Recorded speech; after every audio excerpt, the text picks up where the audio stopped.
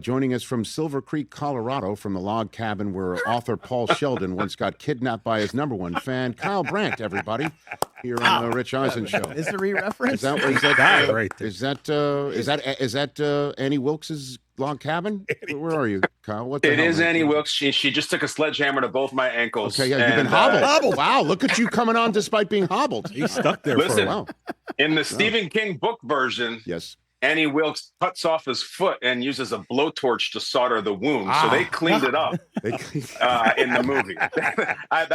King wasn't messing around back in the day, Rich. No, he was certainly not, Kyle. Certainly not. But thank you for joining. I had no idea that you were joining us hobbled. That's why you are who you are. Got to play hurt. What do you got? What's your sweatshirt? Who do we have? What is All this? right, so you'll love this, Rich. Okay. What you're looking at is Bill Paxton in his role as Chet in Weird Science. Oh, yes. And when they get home drunk, he goes, "How'd you like a greasy pork sandwich served in a dirty ashtray?" I did a podcast about Weird Science, and somebody sent me the sweatshirt of Chet's greasy pork sandwiches. Dude. So laundry's piling up. I thought you'd appreciate it, here we are.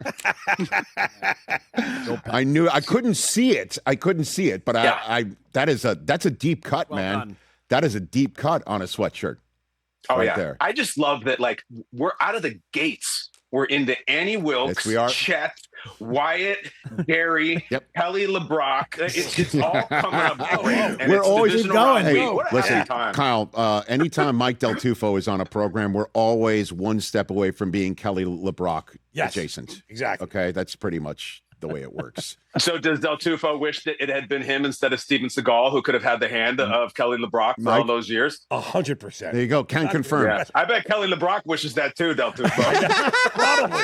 There's no doubt. Where is she these days, Mike? You're She's living on the farm. So is she in your library in the basement? No. Is that what she is? No. Like it's going another Disney movie reference right there? Okay. Very good. She shows up at the fan con sometimes. She still got it quick as a whip, and she refers to her movie Hard to Kill with Steven Seagal as hard to watch. So she's got great wit to LeBron. I love LeBron. How many we need to look this up. How many, you might know this off the top of your head, how many Steven Seagal movies were all 3-word titles? Were all of them? Okay. 3-word titles? Well, let's run them down. Yeah. Above the Law. Yeah. Hard to Kill. Right. Marked for Death. Yep. Out for Justice. Yep. On Deadly Ground. And then we started veering to that almost straight to video. Executive Decision was 2 words. Yeah.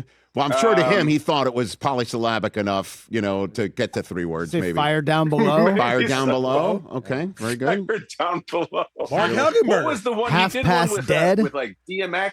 Oh, yeah, Half Past Dead maybe was one of them, yeah. Okay, fantastic. You know how it was, Rich? The key for Steven Seagal titles was Kyle in Brandt the trailer, here. Yes. At the end of it, they would go, Steven Seagal is marked for death. Like that's how the title had to be. Steven Seagal is, and then they would have the title. I'm sure it was in his writer.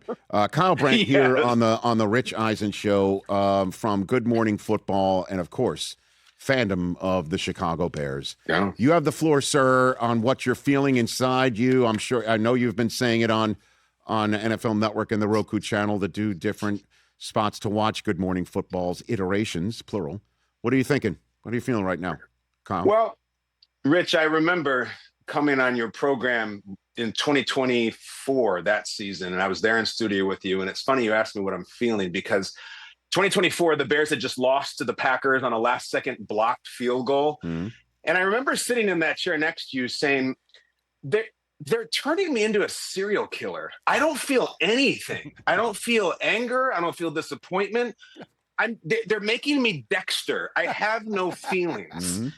And then in the fourth quarter of the other night, it was Costner. Is this heaven? It's Iowa. Is this heaven? It's the wild card round. And I don't care. It actually felt like a Super Bowl. Real feelings, real emotions. And that's just the game, Rich, before you even get into the aftermath with Ben Johnson doing his thing. It's a really crazy fun time to have any connection to the Bears. Well, again, you doing what you do for a living means you have talked about Patrick Mahomes more than most and over the years. And having a fandom for a team that is in constant search for the quarterback. And for the difference-making quarterback. And I'm wondering, what does it feel like to see a guy in a Chicago Bears uniform make a throw like the one that Williams made on 4th and 8, that if Mahomes did it, the NFL media would have demanded a national holiday happen on the spot? That Caleb Williams is doing it 100% for the Bears in a playoff game when they have to have it against the Green Bay Packers in front of the whole country to see. It's got to be out of body for you. It is out of body. And the Mahomes comparison is apt because I remember a huge part of the Mahomes ascension and legend was him hitting Tyreek Hill on a 4th and improbable in a must-win game. And when he hit that pass to Hill, you're like, he's unbeatable. He's supposed to lose. And that was the game against the Packers. And that's the Caleb lore now, is that there were 6 or 7 moments in that game where you say, well, this one's over. Just change the channel. This was the most famous one, the 4th down. But there's 50 other ones that they just kind of fought through. And it's surreal. It's strange. I think there's Bears fans, and you would understand this, Rich, with your Jets roots, is that there's just so much scar tissue. They can't get over it. Even in the 4th quarter, when they're starting to come back, they still gravitate towards the negative, and something's going to go wrong and something's going to happen. And it's just, it really feels like it's some work of magic that it isn't supposed. DJ Moore, in the same spot, in the same end zone, the last time he beat the Packers, is making the same catch. And it's just so much scar tissue that's being ripped open, but it's a wonderful, wonderful pain, and it's really special. Kyle Brandt, Good Morning Football, NFL Network, Roku channel right here on the Rich Eisen Show. All right, brother. You give me the 2 cents on Ben Johnson and how he's handling his business pregame, postgame, during game, handshakes. What do you got? What do you think? Ben Johnson, who took over a team that lost 10 games last year, that fired their coach because he ran out of timeouts. They ran out of time in a game when he had timeouts. Ben Johnson, who's beaten the Packers twice now. This has transcended sports, Rich. This has become societal. This has become, what do I tell my kids? We're talking about profanity and decency and sportsmanship. Here's what I will tell you. Class, the topic of class. We're gonna litigate class. You know who was really, really classy guy, and I'm not being snarky, he was really a classy guy, was Matt Eberflus. All class, all dignified. His teams were terrible. His defense was terrible. His offense was terrible. It was like the coach was class, the team was ass. And so if you want a classy coach, go ahead. There's many guys you could hire. But if you're also a Bears fan who was, like so many of them, married to the past and gravitating to the 80s, do you remember Mike Ditka? Mike Ditka would scream at reporters. He would throw the middle finger on the field. He once beat his mentor, Tom Landry, 44-0. Like, Mike Ditka was not like some sort of librarian. He's kind of back. And I really, really like the rivalry. I like the hatred. I also liked it for the Packers when their franchise quarterback stared at ticket-holding Bears fans and said, I've bleeping owned you my entire life. I loved that.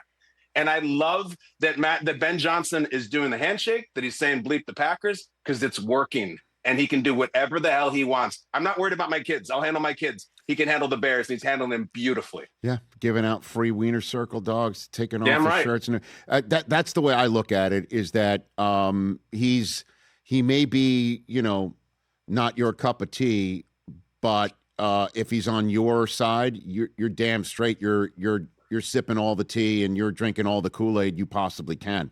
Certainly, he's basically talking to you. He's talking to you. He's talking to Chicagoland. He's talking to Bears around the world when he's saying that. Even if he does come across like a lunatic. You know what I mean? Yeah. I don't think he cares. I don't think you care.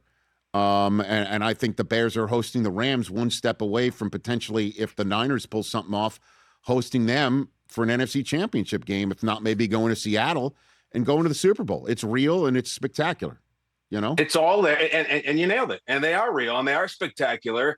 And the fact that he is doing this to the players. Remember, when DJ Moore caught the game-winning touchdown in overtime against the Packers, he said in the post-game interview, F the Packers. Like, that's coming from his coach. And like, we always... culture change. That phrase is thrown around. No one even knows what it means. I think people think it means, stenciling grit on the weight room wall. Like, that's nonsense culture change. Ben Johnson said, I'm going to come in for an owner, George McCaskey, who's, let's be honest, kind of Flanders adjacent. Like he doesn't like to learn dirty words. He doesn't like that kind of stuff. And he came in here and said, here's our culture. Leap the Packers. Stencil that on a wall. I'm going to beat those guys. And it's working, and he's done it. So not for everybody. It's R-rated. I don't know about you, Rich. Like, I don't really put a huge priority as a parent in my life about profanity. There are far greater evils in the world and on their phones that I'm worried about. So I'm not worried that the kids are going to grow up scarred because of Ben Johnson. I think the kids are going to be excited that the Bears beat the Packers. That said, Kyle Brandt, Sean McVay, Matt LaFleur's de facto brother, and Mike LaFleur, his actual brother, are coming to town with former Packer Devontae Adams and former Lion Matthew Stafford and a running back from Notre Dame and a running back from Michigan who will be like, what cold weather? You know what I mean? Like, this is it. This is happening, Kyle, on Sunday night. Rich, you'll remember that the Jerry Springer show used to originate from Chicago, and there was something called the Springer Bell, where when someone would throw a chair or say God knows what, they would ring that bell, and Steve Wilkos would try to hold them back. I'm head on a swivel after this game. Now, Bears win, what's Ben going to do? If the Rams win, is there not some that Sean McVay, who I think is the best coach in the NFL, number one, he's been looking at his guy, Matt LaFleur, get dissed? If it's Mikey LaFleur who's watching his actual brother get dissed, is there a drive-by? Is there a terse exchange? Is there a now what's up? Is there anything? Because McVay is wholesome and McVay is all class, and I love McVay.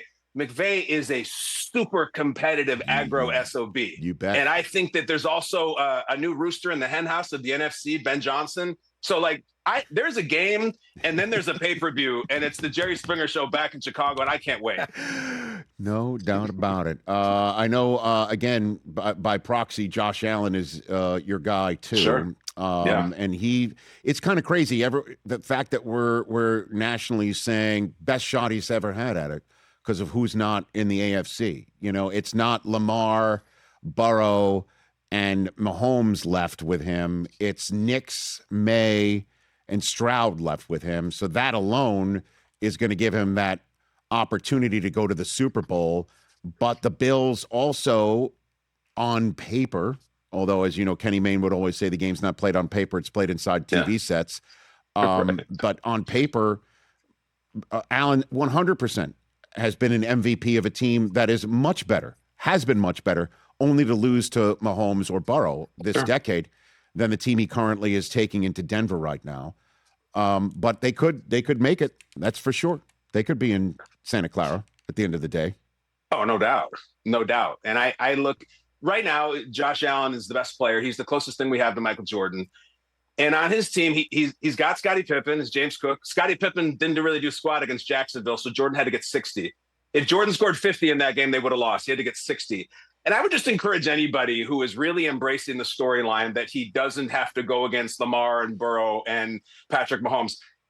Take a minute at work today. Go to the Bills depth chart and look at the wide receivers that he is starting a divisional round playoff game with and tell me that he has an easy path.